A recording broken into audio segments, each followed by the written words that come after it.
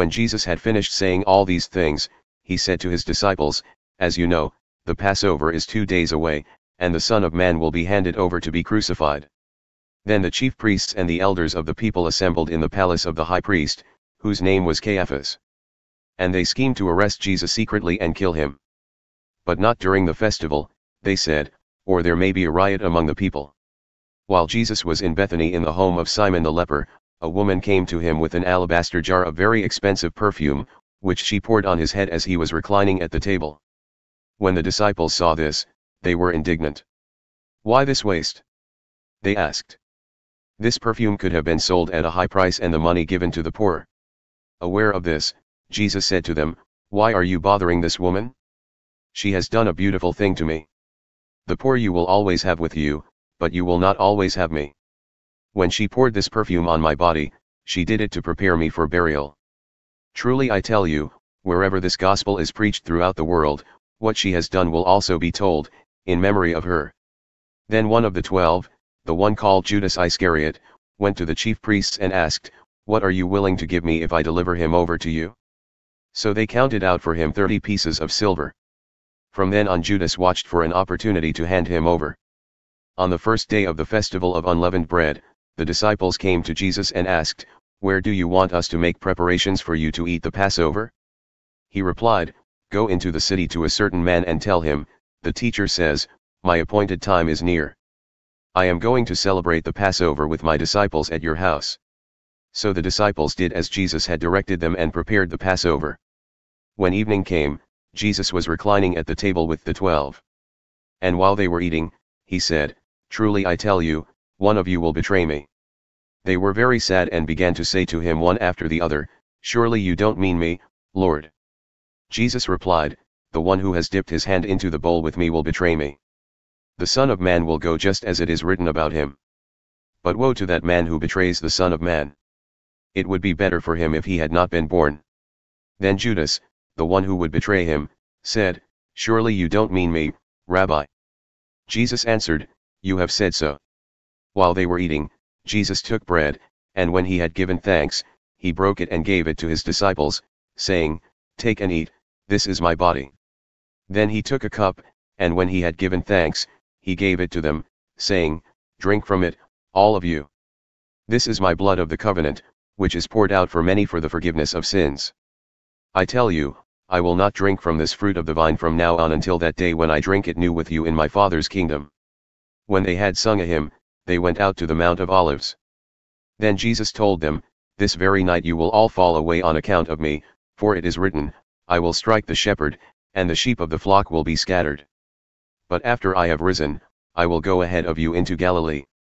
Peter replied, "Even if all fall away on account of you, I never will."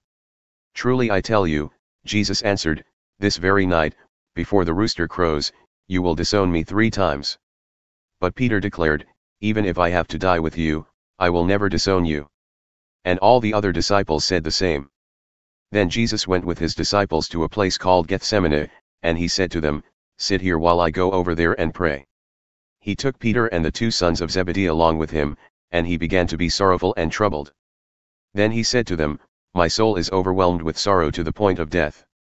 Stay here and keep watch with me." Going a little farther, he fell with his face to the ground and prayed, "My Father, if it is possible, may this cup be taken from me. Yet not as I will, but as you will." Then he returned to his disciples and found them sleeping. "Couldn't you men keep watch with me for 1 hour?" he asked Peter. "Watch and pray so that you will not fall into temptation. The spirit is willing, but the flesh is weak." He went away a second time and prayed, "My Father, if it is not possible for this cup to be taken away unless I drink it, may your will be done." When he came back, he again found them sleeping, because their eyes were heavy. So he left them and went away once more and prayed the 3rd time, saying the same thing. Then he returned to the disciples and said to them, "Are you still sleeping and resting? Look, the hour has come, and the Son of Man is delivered into the hands of sinners. Rise. Let us go. Here comes my betrayer." While he was still speaking, Judas, one of the 12, arrived. With him was a large crowd armed with swords and clubs, sent from the chief priests and the elders of the people. Now the betrayer had arranged a signal with them, "The one I kiss is the man, arrest him." Going at once to Jesus, Judas said, "Greetings, Rabbi," and kissed him. Jesus replied, "Do what you came for, friend." Then the men stepped forward, seized Jesus and arrested him. With that, one of Jesus' companions reached for his sword, drew it out and struck the servant of the high priest, cutting off his ear. "Put your sword back in its place," Jesus said to him, "for all who draw the sword will die by the sword. Do you think I cannot call on my Father, and he will at once put at my disposal more than 12 legions of angels?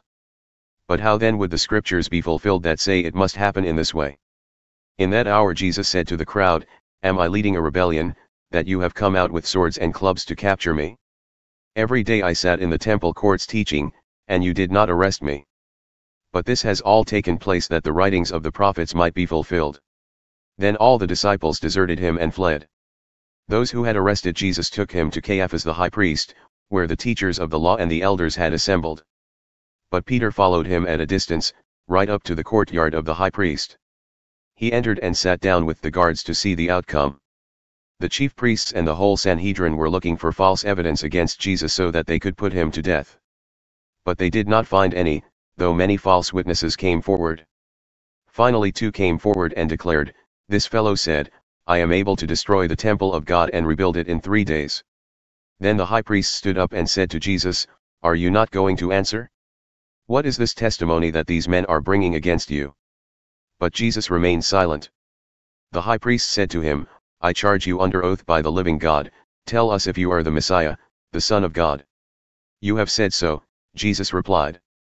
"But I say to all of you, from now on you will see the Son of Man sitting at the right hand of the Mighty One and coming on the clouds of heaven." Then the high priest tore his clothes and said, "He has spoken blasphemy. Why do we need any more witnesses? Look, now you have heard the blasphemy. What do you think?" "He is worthy of death," they answered. Then they spit in his face and struck him with their fists. Others slapped him and said, "Prophesy to us, Messiah. Who hit you?" Now Peter was sitting out in the courtyard, and a servant girl came to him. "You also were with Jesus of Galilee," she said. But he denied it before them all. "I don't know what you're talking about," he said. Then he went out to the gateway, where another servant girl saw him and said to the people there, "This fellow was with Jesus of Nazareth."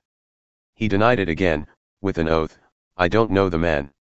After a little while, those standing there went up to Peter and said, "Surely you are one of them, your accent gives you away." Then he began to call down curses, and he swore to them, "I don't know the man." Immediately a rooster crowed. Then Peter remembered the word Jesus had spoken, "Before the rooster crows, you will disown me 3 times." And he went outside and wept bitterly.